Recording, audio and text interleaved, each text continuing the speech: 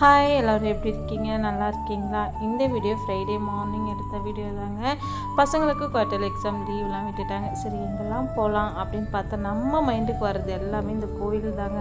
அதனால் சரி கோவிலுக்கு குலதெய்வ கோயிலுக்கு போகலாம் அப்படின்னு சொல்லிட்டு பிளான் பண்ணி காலையில் ஒரு 5:30 போலலாம் கிளம்பிட்டோம். 5:30னதுமே என்னடா இது 5:30ன்றீங்க வெளிச்சமாக இருக்குது அப்படின்னு மட்டும் கேட்காதீங்க. வீட்டிலேருந்து கிளம்பும் போது 5:30 போல் தான் கிளம்பணும். கோயிலுக்கு ரீச் ஆகும்போதெல்லாம் 6 ஆயிடுச்சு. அப்போவே வந்து பார்த்திங்கன்னா நல்ல வெயில் வந்துருச்சுங்க.